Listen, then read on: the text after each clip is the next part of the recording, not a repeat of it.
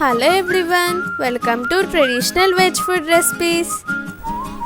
విరిగిన పాలను వేస్ట్ చేయకుండా పన్నీర్ ఏ విధంగా తయారు చేయాలో ఈ వీడియోలో చూద్దాం. ఈ పన్నీరు మనం బయట కొనాలన్నా ఎక్కువ ఖరీదు వసూలు చేస్తారు. ఈసారి పాలు విరిగినప్పుడు ఇలా ట్రై చేసి చూడండి.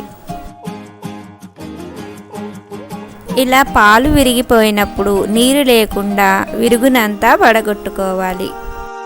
పాలు స్పెషల్గా విరగ్గొట్టి కాకుండా విరిగినప్పుడే ఇలా ట్రై చేయండి.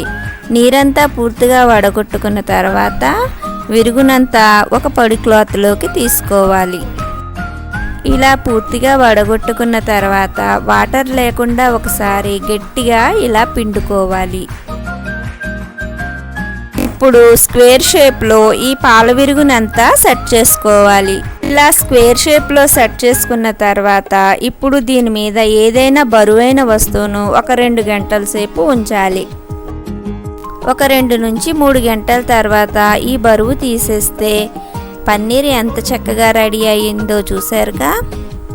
ఇప్పుడు ఈ పన్నీర్ను ముక్కలుగా కోసుకుని గట్టి మూత ఉన్న బాక్స్లోకి తీసుకుని ఫ్రిడ్జ్లో స్టోర్ చేసుకొని మనకు కావలసినప్పుడు ఉపయోగించుకోవడమే. అంతేనండి, ఎంతో ఈజీగా పన్నీర్ తయారీని ఏ విధంగా చేయాలో చూసారుగా. మీకు మా వీడియో నచ్చినట్లయితే లైక్ చేసి కామెంట్ చేయండి. మరికొన్ని మంచి వీడియోస్తో నెక్స్ట్ వీడియోలో కలుద్దాం. Thanks for watching my videos.